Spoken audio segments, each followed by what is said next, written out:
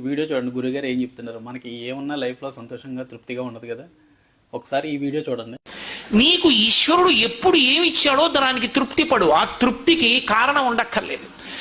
ఆకలి సరిగ్గా లేదని 1000 రూపాయల మందులు వేసుకుని ఏడుస్తున్న వాళ్ళు కోట్ల మంది ఉన్నారు. వేల పట్టున ఆకలేస్తోంది, సంతోషించు. దాహం వేస్తే మంచినీళ్లు లోపలికి వెళ్ళక మధ్యలో కన్నం పెట్టి గొట్టం పెడితే ముక్కులోంచి పోసుకుంటున్న వాళ్ళు ఉన్నారు. గుటుక్కు నీళ్లు తాగితే లోపలికి ఎడుతున్నాయి, సంతోషించు. రాత్రి తిని పడుకుంటే పొద్దుడికి కడుపులో పోట్లు వచ్చి జీర్ణం అవ్వక ఏడుస్తున్న వాళ్ళు 1,00,000 మంది ఉన్నారు. తిన్నది గుండ్రాయి అయినా సరే తెల్లారేటప్పటికి జీర్ణం అయిపోతోంది, సంతోషించు. పడుకుంటే నిద్ర పట్టక చారుడు మాత్రలు వేసుకు పడుకుంటున్న వాళ్ళు ఉన్నారు. తలగడా మీద చెయ్యెట్టుకుని ఇలా పడుకుంటే నిద్ర పడుతోంది.